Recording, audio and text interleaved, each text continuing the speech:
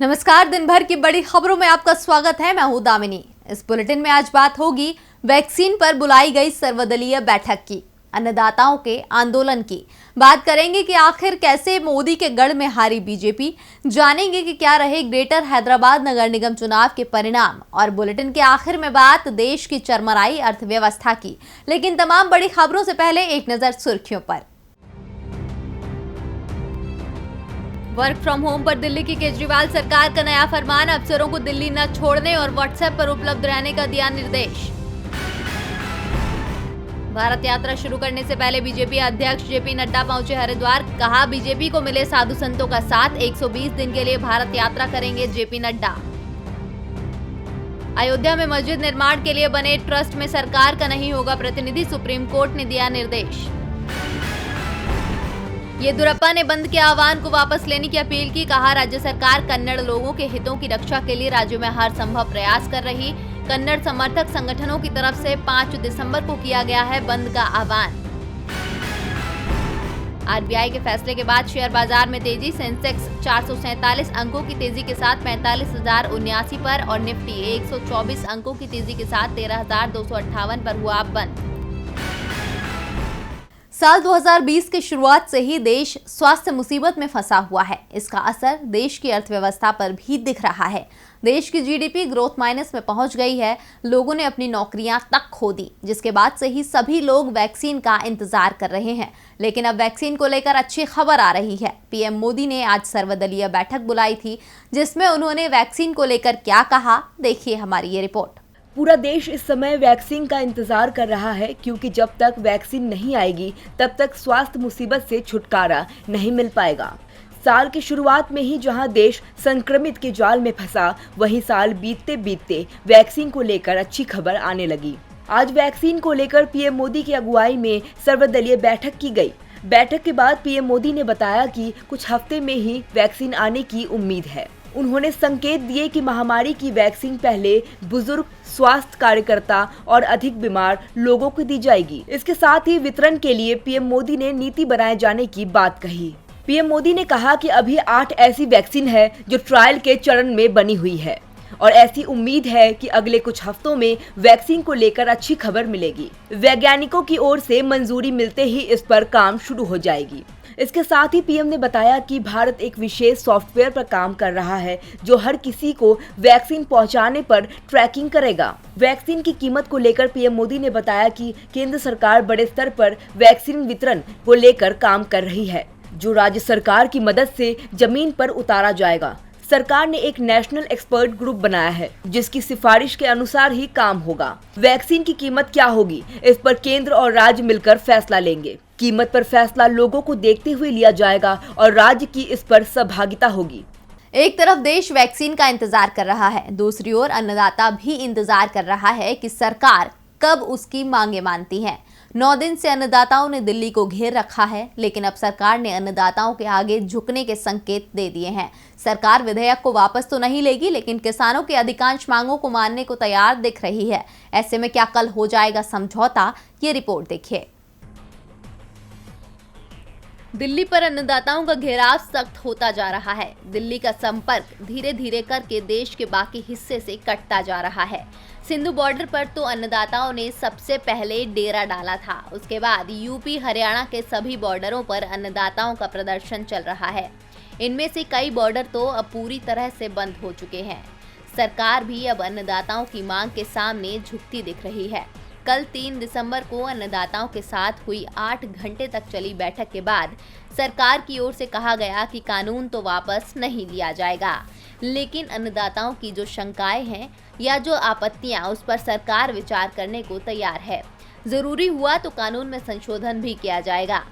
जिन बिंदुओं पर सरकार झुकती दिख रही है, प्राइवेट मंडी को कृषि कानून के दायरे में लाया जा सकता है। किसान की जमीन की लिखा पढ़ी करार में किसी सूरत में नहीं की जा सकती। व्यापारियों के रजिस्ट्रेशन की मांग पर विचार को तैयार है। सरकार एपीएमसी को सशक्त बनाने पर ध्यान देगी। किसी भी विवाद की स्थिति में अन्नदाता हाई कोर्ट जा सकेंगे। सरकार बिजली से संबंधित कानून पर विचार करने को तैयार। अन्नदाताओं की समस्याएं दूर की जाएंगी। सरकार अन्नदाताओं की कुछ मांगे मानने को तैयार है, लेकिन अन्नदाता अभी भी तीनों कानूनों की वापसी पर ही अड़े हुए हैं। अब नजरें कल यानी 5 दिसंबर को अन्नदाताओं और सरकार के बीच होने वाली बातचीत पर टिकी हैं। इस बीच ये मामला सुप्रीम कोर्ट भी पहुंच गया है। कृषि बिल पर मोदी सरकार अन्नदाताओं को मनाने में जुटी है। पीएम दावा कर रहे हैं कि कानून में कुछ भी गलत नहीं है। अन्नदाता अपने राज्य के बाहर भी अपनी उपज बेच सकेंगे। पीएम तो दूसरे राज्य में अन्नदाताओं की उपज बेचने की बात कर रहे हैं, लेकिन एमपी के सीएम शिवराज पीएम के फैसले को ही चुनौती देते दिख रहे हैं। उन्होंने साफ कर दिया कि दूसरे राज्य का अन्नदाता हमारे यहाँ अपनी फसल बेचकर तो दिखाए, हम उसे जेल भेज देंगे। देखिए रिपोर्ट। जब से मोदी सरकार नए कृषि कानून लेकर आई है, तब से नेता अलग अलग राग अलाप रहे हैं। कोई कहता है एमएसपी से छेड़छाड़ नहीं होगी, तो कोई कहता है कि अन्नदाताओं को तकलीफ नहीं होगी। यहाँ तक कि पीएम मोदी कहते हैं कि अन्नदाता कहीं भी अपनी उपज बेच सकते हैं। लेकिन आज मध्य प्रदेश के मुख्यमंत्री शिवराज सिंह चौहान ने ऐसी बात बोल दी है जो पीएम के दावों को झूठ साबित करती है। दरअसल अन्नदाताओं के आंदोलन के बीच सीएम शिवराज सिंह ने कहा है कि मध्य प्रदेश सरकार अन्नदाताओं की पूरी फसल खरीदेगी और अगर बाहर ही आया तो उन्हें जेल होगी। उन्होंने कहा कि राज्य में अन्नदाताओं की जितनी पैदावार होगी उतनी खरीद ली जाएगी, लेकिन अगर अगल बगल के राज्य से आकर यहाँ बेचने का प्रयास भी किया तो उसको ट्रक राजसद करवा कर उसे जेल भिजवा दिया जाएगा। इतना ही नहीं, सीएम शिवराज सिंह चौहान ने कांग्रेस पर निशाना साधते हुए कहा कि कांग्रेस ने हमेशा अन्नदाताओं का विरोध किया है। वे व्यथित हैं। हम मध्य प्रदेश में किसी भी कीमत पर कांग्रेस को ऐसा नहीं करने देंगे। सीएम ने कहा कि कमलनाथ सरकार में अन्नदाताओं को बीमा योजना, प्रधानमंत्री सम्मान निधि समेत कई योजनाओं का पैसा नहीं दिया गया। सीएम शिवराज के इस बयान से कांग्रेस को तो कटघरे में खड़ा नहीं कर रहा, लेकिन पीएम मोदी के दावे को जरूर झूठा साबित कर रहा है। दरअसल नए कृषि कानूनों के अनुसार अन्नदाता अपनी फसल कहीं भी बेच सकता है। पीएम मोदी बार बार यही दावा कर रहे हैं कि कोई भी कहीं भी फसल बेच सकता है और खरीद सकता है, लेकिन सीएम शिवराज ने तो जेल भेजने का ऐलान कर दिया है। ऐसे में सवाल उठता है कि क्या पीएम मोदी की बात उनकी पार्टी के सीएम ही नहीं सुनते हैं।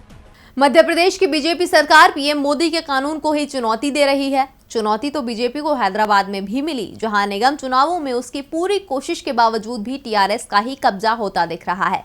लेकिन इस बार टीआरएस को अपना मेयर बनवाने के लिए एआईएमआईएम का साथ जरूर लेना होगा। तो क्या रहा ग्रेटर हैदराबाद नगर निगम का परिणाम, देखिए हमारी ये रिपोर्ट। आज सुबह से ही इंतजार था कि हैदराबाद नगर निगम की सत्ता पर किसका कब्जा होगा।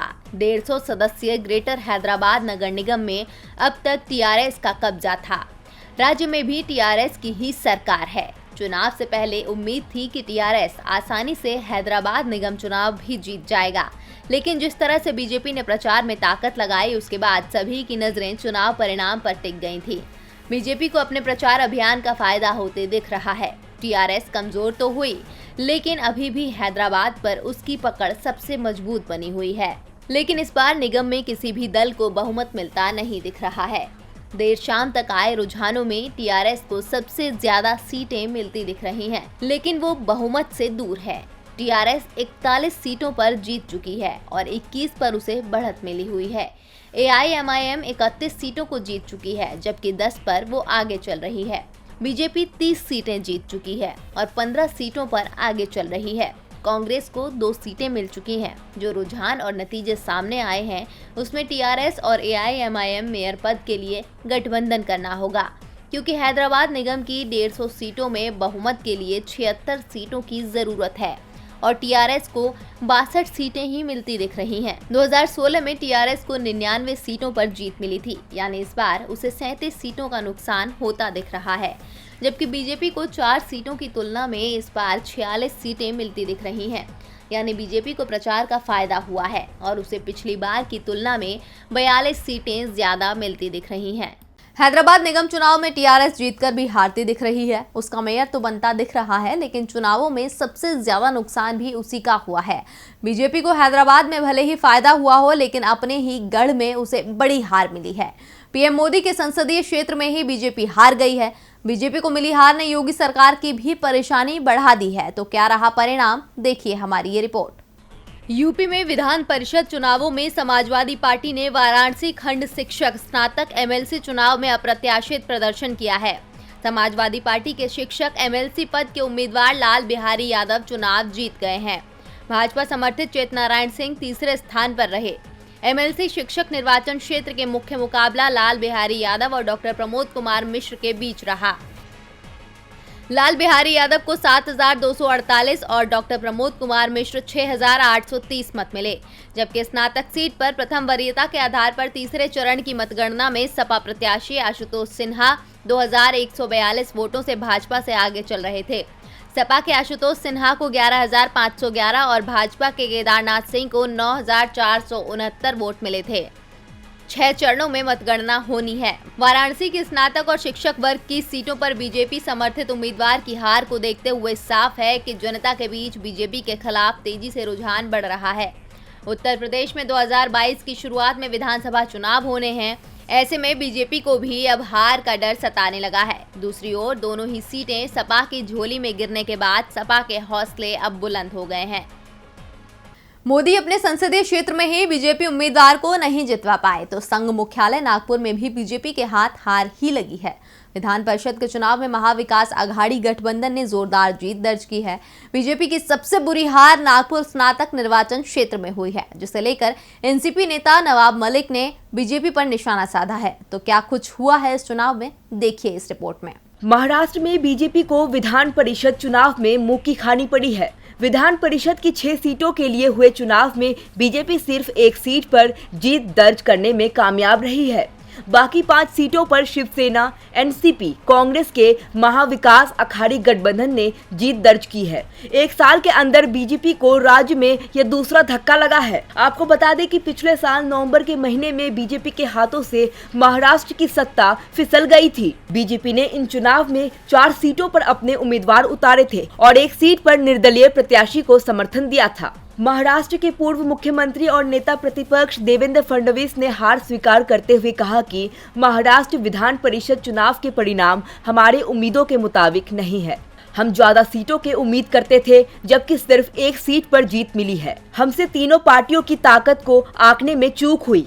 बीजेपी की सबसे बुरी हार नागपुर स्नातक निर्वाचन क्षेत्र में हुई। नागपुर को बीजेपी का गढ़ माना जाता है और इस सीट पर पूर्व के केंद्रीय मंत्री नितिन गडकरी और फडणवीस के पिता गंगाधर राव फडणवीस जीत चुके हैं। मंगलवार को हुए चुनाव में महाविकास अघाड़ी और बीजेपी के बीच प्रतिष्ठा की लड़ाई के तौर पर देखा जा रहा था। अब इसे लेकर उद्धव सरकार के मंत्री और एनसीपी नेता नवाब मलिक ने बीजेपी पर निशाना साधा है।